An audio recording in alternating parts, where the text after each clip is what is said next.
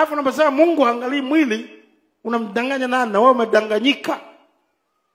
Utakatifu ni katika mwili na roho. Lazima watu wakutambue. Kama umebadilishwa, utajulikana hata kwa nje.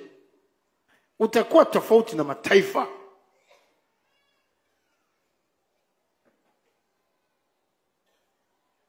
Katika Wakorintho wa pili sura ile ya 7. Wakorintho wa pili sura ile ya 7 mstari wa kwanza. Wakorintho wa pili 7:1.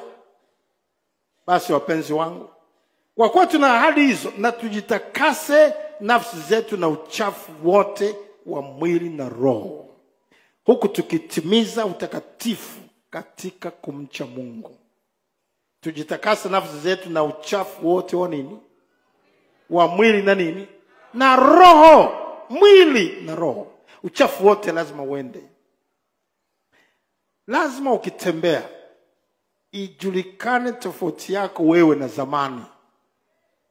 Ukiwa umeokoka lazima utakuwa na ushuhuda kwamba hapo zamani nilikuwa hivi na hivi.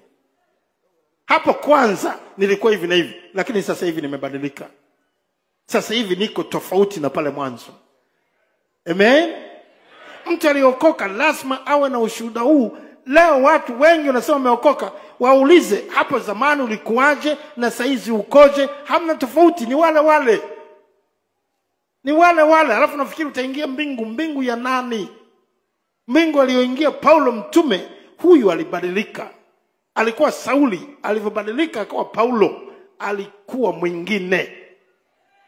Mtu akiwa ndani ya Kristo anakuwa amebadilika. Ya kale yote yanakuwa yamepita, na tazama yamekuwa mapya. Msikilize huyu aliyebadilika. Wewe umebadilika? Nikuulize, hujabadilika? Na hivyo ulivyo uko katika safari moja kwenda motoni, na uzee wako wa kanisa na sadaka zako unazozitoa na kujiita mtume na nabii, unakwenda jehanamu ya moto. Siku leo kama umefikia mwisho, unakwenda kule kuwa dude jingine linaloliwa na funza. Lakini ukisikia neno hili na kusema sitaki dhambi tena, sitaki dunia tena, nataka kubadilishwa, nitakwambia jinsi ya kubadilishwa. Sikia neno hili katika Timotheo wa kwanza sura ya 1. Huyu ni Sauli ambaye amebadilika, amekutana na Yesu akawa Paulo mtume. Timotheo wa kwanza sura ya 1 mstari ule